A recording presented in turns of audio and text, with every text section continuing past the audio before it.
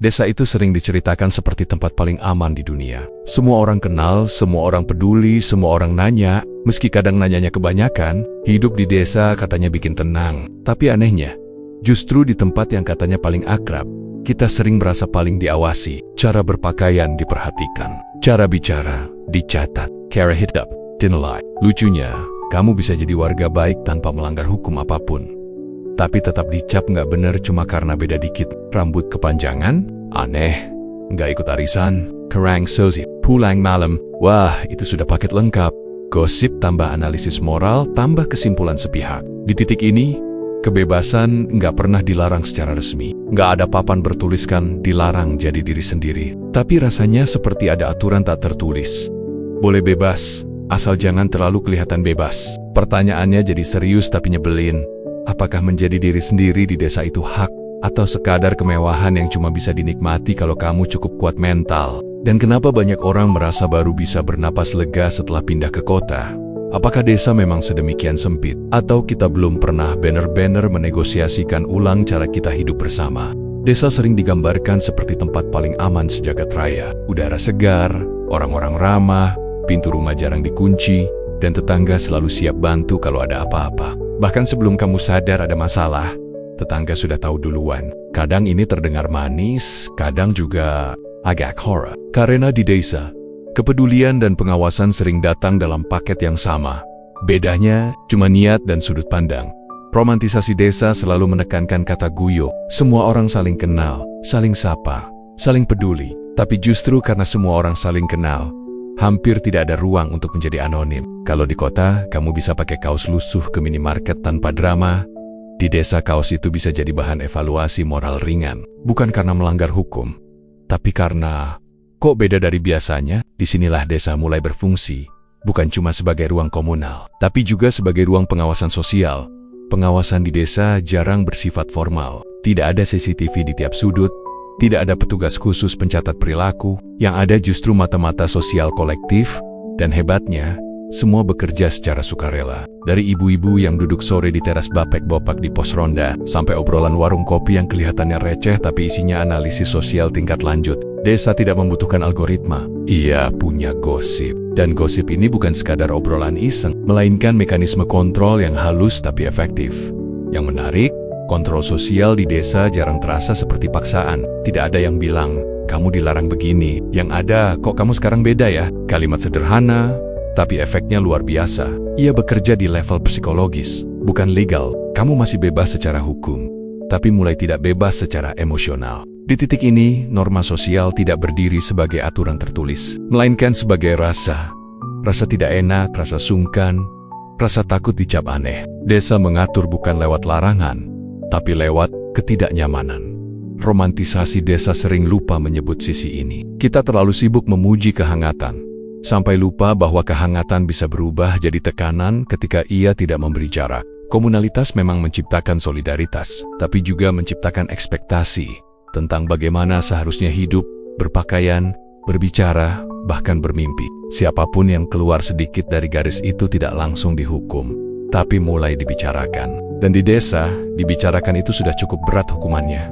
Desa, dengan segala keindahannya, adalah ruang di mana identitas personal selalu dinegosiasikan dengan identitas kolektif. Kamu tidak pernah sepenuhnya berdiri sebagai individu otonom. Kamu selalu anaknya siapa, tetangganya siapa, keluarganya yang itu. Identitas sosial mendahului identitas personal. Maka, kebebasan di desa bukan soal boleh atau tidak, tapi soal seberapa jauh kamu sanggup menanggung tatapan sosial pada akhirnya. Desa bukan ruang yang sepenuhnya mengekang, tapi juga bukan surga kebebasan. Ia adalah ruang yang hangat sekaligus sempit, ramah sekaligus mengikat. Disinilah paradoks desa muncul.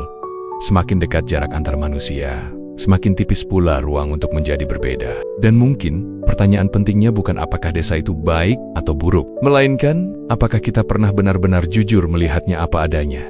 Di desa, jadi beda itu bukan dosa, tapi seringkali diperlakukan seperti kesalahan kecil yang diulang-ulang. Tidak ada pasal hukum yang melarang kamu berpakaian nyentrik, pulang agak malam, atau punya cara hidup yang tidak umum. Tapi entah kenapa, setiap perbedaan selalu mengundang satu pertanyaan klasik, yang nadanya setengah penasaran, setengah menghakimi. Kok sekarang kamu begitu? Kalimat ini kelihatannya ringan, tapi daya rusaknya setara sindiran tingkat lanjut. Ekspresi diri di desa sering dinilai bukan dari dampaknya, tapi dari kesesuaiannya. Selama kamu mirip dengan mayoritas, aman. Begitu kamu mulai tampil beda, rambut, gaya bicara, pilihan hidup, label mulai berdatangan. Aneh biasanya jadi pembuka. Kata ini terdengar netral, padahal fungsinya jelas, memberi jarak. Setelah aneh, naik level sedikit jadi tidak pantas. Di tahap ini, ekspresi diri sudah mulai diposisikan sebagai pelanggaran moral, bukan sekadar selera personal. Dan puncaknya, label paling sakral sekaligus paling kabur, kebarat-baratan. Sebuah kata yang bisa berarti apa saja, kecuali penjelasan yang jelas. Yang menarik, label-label ini jarang disertai argumen. Tidak ada diskusi tentang kenapa sesuatu dianggap salah. Yang ada hanyalah konsensus sunyi. Semua sepakat itu tidak sesuai, maka selesai. Disinilah stigma sosial bekerja. Ia tidak butuh bukti, tidak perlu debat, cukup diulang-ulang sampai terasa benar. Stigma bukan soal kebenaran, tapi soal kenyamanan mayoritas. Selama mayoritas merasa terganggu, minoritas harus menyesuaikan diri. Stigma juga bekerja secara bertahap dan halus. Tidak ada konfrontasi langsung, tapi ada perubahan sikap. Sapaan jadi lebih singkat, obrolan jadi canggung, undangan pelen-pelen berkurang. Kamu tidak diusir, tapi juga tidak lagi sepenuhnya diterima. Inilah yang membuat stigma sosial di desa terasa lebih efektif daripada sanksi formal. Ia tidak melukai secara fisik, tapi cukup untuk membuat seseorang mempertanyakan dirinya sendiri. Dan, ironisnya, semua ini sering dibungkus atas nama menjaga moral. Kata kebarat-baratan sendiri menarik untuk dibedah. Ia jarang merujuk pada barat sebagai wilayah geografis, melainkan sebagai simbol dari segala sesuatu yang dianggap asing, individual, dan sulit dikendalikan. Padahal, banyak nilai yang dilabeli kebarat-baratan justru berbicara tentang kebebasan memilih, otonomi diri, dan tanggung jawab personal. Tapi di ruang sosial desa, kebebasan sering dicurigai sebagai ancaman, bukan peluang. Maka, ekspresi diri tidak dibaca sebagai hak, melainkan sebagai gangguan terhadap keteraturan. Di titik ini, ekspresi diri berhenti menjadi soal siapa kamu, dan berubah menjadi soal seberapa jauh kamu berani berbeda. Banyak orang akhirnya memilih menyesuaikan diri, bukan karena setuju, tapi karena lelah. Lelah menjelaskan, lelah jadi bahan obrolan, lelah dianggap menyimpang. Maka stigma sosial tidak hanya membungkam perbedaan, tapi juga memproduksi kepatuhan. Dan desa, tanpa sadar, terus mereproduksi keseragaman sambil menyebutnya harmoni. Bab ini tidak sedang menyalahkan desa, tapi mencoba jujur melihat mekanismenya. Bahwa di balik kehangatan sosial, ada bahasa-bahasa kecil yang bekerja sebagai senjata moral. Kata-kata sederhana, tapi efeknya panjang. Karena pada akhirnya, yang paling berbahaya dari stigma bukan labelnya, melainkan kemampuannya membuat orang berhenti menjadi dirinya sendiri, bahkan sebelum ada yang banner-banner melarang. Kalau desa punya lembaga hukum, mungkin namanya bukan pengadilan, tapi warung. Sidangnya tidak resmi, tidak pakai palu, tapi putusannya cepat dan menyebar luas. Disinilah gosip bekerja. Ia murah, tidak butuh anggaran, tidak perlu surat keputusan, tapi efeknya bisa panjang. Kadang lebih panjang dari masa jabatan pejabat desa. Gosip adalah mekanisme penilaian moral paling efisien yang pernah diciptakan masyarakat komunal. Gosip sering dianggap remeh, sekadar obrolan pengisi waktu. Padahal, dalam struktur sosial desa, gosip adalah alat disiplin. Ia menentukan siapa yang masih wajar, siapa yang mulai aneh, dan siapa yang sudah keterlaluan. Menariknya, gosip jarang bicara soal fakta. Ia lebih tertarik pada tafsir. Bukan apa yang terjadi, tapi bagaimana kejadian itu seharusnya dimaknai secara moral. Dan tafsir ini biasanya disepakati bersama, tanpa perlu rapat. RT. Yang bikin gosip efektif adalah sifatnya yang tidak konfrontatif. Tidak ada yang datang langsung menegur, kamu salah. Sebaliknya, ia beredar di belakang, menyusup lewat kalimat seperti, aku nggak ngomongin sih, tapi katanya, kalimat ini adalah pembuka paling jujur sekaligus paling tidak bertanggung jawab. Karena setelah itu, informasi sudah terlepas dari pemiliknya. Tidak jelas siapa sumbernya, tapi semua merasa berhak menilai. Gosip juga bekerja sebagai pengingat kolektif tentang batas-batas sosial. Ia mengirim pesan tanpa harus diucapkan langsung. Jangan seperti itu kalau mau tetap diterima. Dengen Bigicu, individu belajar mengontrol diri bukan karena sadar secara etis, tapi karena takut menjadi topik obrolan. Moral tidak lagi tumbuh dari refleksi, melainkan dari kekhawatiran akan reputasi. Ini yang membuat gosip menjadi alat disiplin yang sangat halus, tapi sangat menekan. Lucunya, gosip jarang mengoreksi mayoritas. Ia hampir selalu menyasar yang berbeda. yang menyimpang, atau yang tidak sepenuhnya bisa dikendalikan. Orang yang normal nyaris tak pernah jadi bahan gosip serius. Yang jadi sasaran adalah mereka yang melanggar ekspektasi sosial, meskipun tidak melanggar hukum. Dengan kata lain, gosip menjaga keseragaman, bukan keadilan. Ia tidak bertanya apakah seseorang menyakiti orang lain, tapi apakah seseorang cukup mirip dengan yang lain. Dalam konteks ini, gosip berfungsi seperti sanksi sosial tanpa pengadilan. Tidak ada hak membela diri, tidak ada klarifikasi resmi. Reputasi seseorang dibentuk dari potongan cerita yang terus diulang sampai terasa benar. Dan karena ia dibungkus sebagai kepedulian, gosip sering lolos dari kritik. Padahal, di balik nada peduli itu, ada kekuasaan simbolik yang besar. Kekuasaan untuk menentukan siapa yang layak diterima dan siapa yang harus dikoreksi. Bab ini tidak bermaksud menghakimi gosip sebagai sesuatu yang sepenuhnya buruk. Ia lahir dari kebutuhan sosial untuk menjaga keteraturan. Namun, masalah muncul ketika gosip menjadi satu-satunya alat moral. Ketika diskusi digantikan bisik-bisik, dan refleksi digantikan asumsi. Di titik itu, desa tidak lagi mendidik moral, tapi mendisiplinkan perilaku. Dan kita pun patuh, bukan karena yakin itu benar, tapi karena tidak ingin namanya disebut di warung kopi besok sore. Kata harmoni di desa terdengar seperti mantra sakti. Semua masalah seolah bisa selesai asal satu kalimat ini keluar. Yang penting rukun, dan memang rukun itu penting. Tanpa rukun hidup bersama jadi ribet, tegang dan capek. Tapi masalahnya, di banyak kasus, rukun tidak lagi berarti saling memahami, melainkan saling menyeragamkan. Disinilah batas antara harmoni dan pemaksaan mulai kabur. Bahkan sengaja dikaburkan. Norma sosial pada dasarnya diciptakan sebagai panduan etis. Ia membantu orang hidup berdampingan tanpa saling melukai. Masalah muncul ketika norma tidak lagi memberi arah, tapi memberi tekanan. Dari yang awalnya sebaiknya, berubah menjadi seharusnya. Dari yang bersifat anjuran, naik level jadi tuntutan. Dan lucunya, tuntutan ini jarang tertulis, tapi semua orang paham konsekuensinya. Seperti ujian tanpa kisi-kisi, tapi nilai kamu menentukan posisi sosial. Di desa, norma sering dibela atas nama tradisi. Argumennya sederhana dan susah dibantah. Dari dulu juga begitu, kalimat ini punya kekuatan historis sekaligus emosional. Siapapun yang mempertanyakan norma, otomatis dianggap mengganggu keseimbangan. Padahal, tidak semua yang diwariskan layak dipertahankan tanpa evaluasi. Tapi di ruang sosial desa, mempertanyakan norma sering disamakan dengan menantang kebersamaan. Kritik dianggap konflik. Beda pendapat dianggap bibit keretakan. Akibatnya, harmoni didefinisikan secara sempit.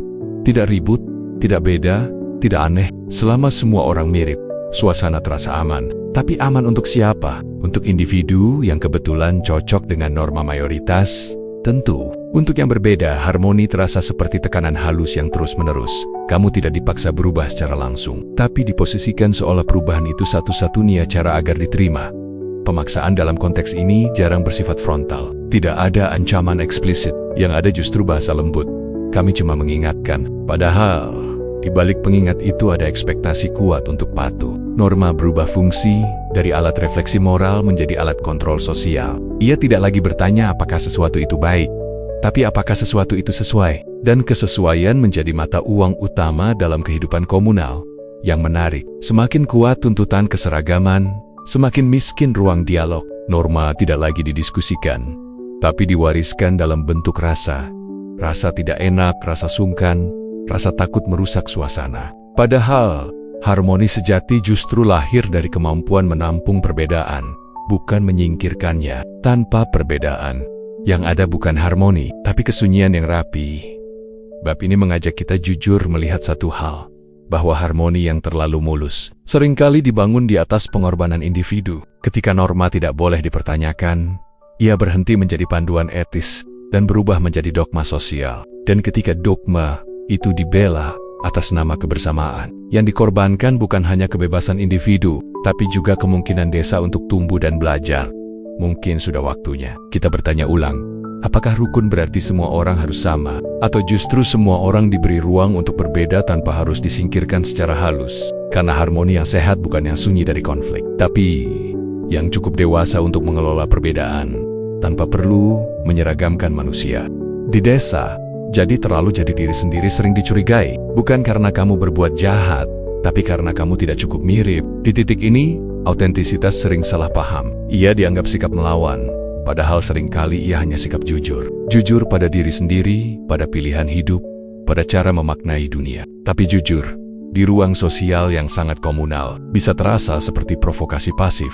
Dalam perspektif eksistensialisme, autentisitas bukan soal jadi unik demi terlihat beda. Ia adalah tanggung jawab eksistensial, kesediaan individu untuk hidup sesuai kesadarannya sendiri. Sartre bilang, manusia dikutuk untuk bebas. Artinya, kita tidak bisa lari dari pilihan. Bahkan tidak memilih pun adalah pilihan. Masalahnya, di desa, kebebasan memilih sering dibaca sebagai penolakan terhadap kebiasaan bersama. Padahal, memilih diri sendiri tidak otomatis berarti menolak masyarakat.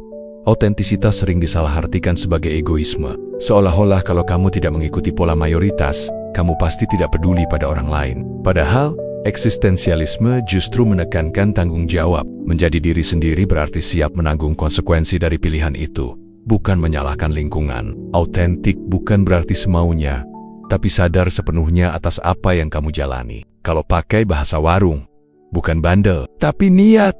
Masalah muncul ketika masyarakat menganggap hanya ada satu cara hidup yang sah. Di desa, identitas sosial sering lebih kuat daripada identitas personal. Kamu bukan cuma kamu, tapi juga representasi keluarga, tetangga, bahkan satu RT. Maka ketika kamu memilih jalan yang berbeda, yang dianggap menyimpang bukan hanya kamu, tapi juga tatanan sosial di sekitarmu. Autentisitas pun dipersepsikan sebagai ancaman simbolik, bukan pilihan personal. Padahal, autentisitas tidak selalu berisik. Banyak orang yang autentik, tanpa teriak-teriak, tanpa manifesto, tanpa niat mengguncang tatanan. Mereka hanya ingin hidup dengan selaras pada dirinya sendiri. Tapi di ruang yang terbiasa dengan keseragaman, keheningan yang berbeda pun bisa terasa mengganggu. Diamu dibaca sikap, pilihanmu dibaca perlawanan, dan niat baik sering kalah cepat dari prasangka. Eksistensialisme mengingatkan kita bahwa manusia selalu berada dalam relasi. Autentisitas tidak pernah hidup di ruang hampa. Ia selalu dinegosiasikan dengan orang lain. Tapi negosiasi bukan berarti penyerahan total. Setia pada diri bukan berarti menutup mata pada lingkungan, melainkan menolak hidup dalam kepura-puram demi kenyamanan sosial semata. Karena hidup yang sepenuhnya disesuaikan demi diterima, pada akhirnya akan terasa kosong, repi di luar, berantakan di dalam. Bab ini ingin menegaskan satu hal penting. Menjadi autentik bukan berarti antisosial. Ia justru membuka kemungkinan relasi yang lebih jujur. Masyarakat tidak runtuh hanya karena satu orang hidup sesuai dirinya. Yang sering runtuh justru ilusi bahwa semua orang selalu sepakat dan sama. Dan mungkin, desa tidak butuh lebih banyak orang yang patuh, tapi lebih banyak orang yang berani hidup dengan sadar, tanpa harus memusuhi siapapun. Ada satu mimpi kolektif, yang diam-diam hidup di banyak kepala orang desa. Kota. Kota dibayangkan sebagai tempat di mana tidak ada yang peduli kamu siapa, anaknya siapa, dan kemarin ngapain. Di kota, kamu bisa naik motor pakai helm jelek, pakai kaos yang sama 3 hari, dan tidak ada yang mengaitkannya dengan moral keluarga besar. Kedengarannya sepele, tapi bagi banyak orang, ini definisi awal dari kebebasan, tidak terus-menerus dilihat. Kota sering diasosiasikan dengan kebebasan bukan karena orang-orangnya lebih baik, tapi karena relasi sosialnya lebih longgar. Anonimitas menjadi aset. Kamu adalah satu dari ribuan box kejutan. Identitas personal tidak langsung melekat pada reputasi sosial. Tidak ada yang mengawasi secara personal. Tidak ada yang merasa bertanggung jawab mengoreksi hidupmu. Jarak sosial inilah yang memberi ruang bernapas. Bukan karena kamu jadi lebih bebas secara moral, tapi karena kontrol moral kehilangan target yang jelas. Migrasi ke kota pun sering dibaca sebagai pencarian ekonomi. Padahal, di balik alasan kerja dan kuliah, ada motif eksistensial yang jarang diucapkan.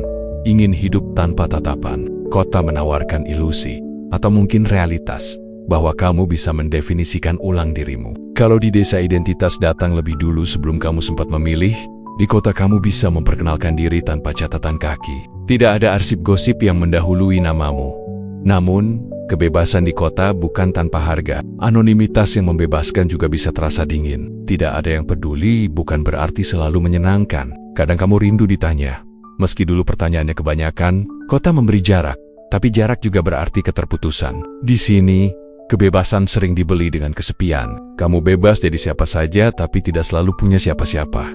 Yang menarik, kota tidak banner-banner menghapus kontrol sosial. Ia hanya mengubah bentuknya. Dari kontrol personal menjadi kontrol struktural. Dari gosip tetangga menjadi sistem, aturan, dan ritme hidup yang menuntut produktivitas. Kamu mungkin bebas berpakaian, tapi terikat jam kerja. Bebas berekspresi, tapi harus relevan. Kota tidak lebih bermoral atau amoral, ia hanya kurang personal. Lalu kenapa kebebasan tetap diasosiasikan dengan kota? Karena kebebasan bagi banyak orang bukan soal nilai, tapi soal jarak. Jarak dari ekspektasi, dari penilaian, dari keharusan tampil sesuai norma kolektif. Kota menyediakan jarak itu. Ia memberi ruang untuk gagal tanpa langsung jadi bahan cerita, untuk mencoba tanpa langsung dicap, untuk berubah tanpa harus minta izin.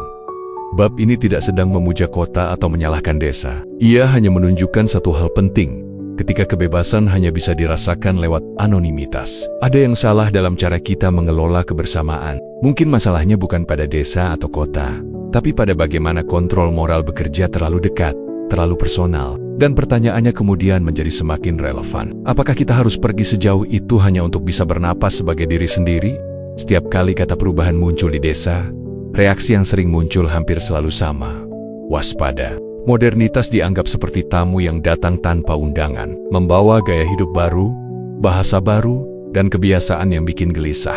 Di titik ini, individualisme sering langsung masuk daftar tersangka utama. Ia dituduh biang kerok lunturnya nilai, renggangnya kebersamaan. Bahkan, kalau ditarik jauh, penyebab rusaknya moral generasi muda. Padahal, bisa jadi masalahnya bukan pada individualismenya, tapi pada cara kita memaknainya. Negosiasi nilai lokal di tengah modernitas seharusnya tidak dipahami sebagai pertarungan antara lama dan baru. Tradisi bukan benda rapuh yang hancur hanya karena disentuh ide segar. Ia justru hidup karena terus ditafsirkan ulang. Yang sering dilupakan, nilai lokal itu sendiri dulu juga hasil negosiasi. Tidak ada tradisi yang lahir dalam keadaan final. Semua nilai pernah jadi asing di masanya. Bedanya, sekarang kita lupa proses itu dan menganggap nilai yang ada sebagai paket utuh yang tidak boleh diganggu-gugat. Individualism sering dipahami sebagai sikap egois, mementingkan diri sendiri dan mengabaikan orang lain. Padahal, dalam kerangka moral yang lebih luas, individualisme bisa berarti kesadaran personal. Kesadaran bahwa setiap orang adalah subjek moral yang mampu memilih, bertanggung jawab, dan merefleksikan tindakannya. Ini bukan ancaman bagi tradisi, tapi justru peluang untuk memperkaya makna moral. Moral tidak lagi hanya soal patuh, tapi juga soal sadar. Yang membuat desa sering gelisah bukanlah perbedaan itu sendiri, melainkan ketidakpastian. Modernitas membawa pilihan, dan pilihan membawa risiko. Di ruang sosial yang terbiasa dengan kepastian norma, keberagaman pilihan terasa mengganggu. Tapi disitulah negosiasi nilai seharusnya bekerja. Bukan dengan menutup pintu, melainkan dengan berdialog. Bukan dengan menolak mentah-mentah, tapi dengan menyaring. Karena nilai yang kuat tidak takut diuji, yang rapuh justru yang minta dilindungi terus-menerus. Individualisme tidak harus berarti memutus ikatan sosial. Ia bisa hadir sebagai sikap reflektif. Aku memilih ini, dan aku bertanggung jawab atas dampaknya pada diriku dan orang lain. Dalam konteks ini, kebersamaan tidak runtuh, tapi berubah bentuk. Dari kebersamaan berbasis keseragaman menjadi kebersamaan berbasis saling menghormati. Ini memang lebih ribet, tidak sesederhana pokoknya ikut, tapi jauh lebih dewasa. Bab ini ingin mengajak kita berhenti melihat modernitas sebagai musuh dan berhenti melihat individualisme sebagai ancaman moral. Desa tidak harus memilih antara bertahan atau berubah, ia bisa melakukan keduanya sekaligus. Dengan menegosiasikan nilai, bukan menguburnya. Dengan memperluas makna moral, bukan membekukannya. Karena tradisi yang benar-benar hidup bukan yang paling keras menolak perubahan, tapi yang paling lentur menyesuaikan diri tanpa kehilangan arah. Di titik ini, kita sampai pada pertanyaan yang kelihatannya sederhana, tapi sebenarnya melelahkan.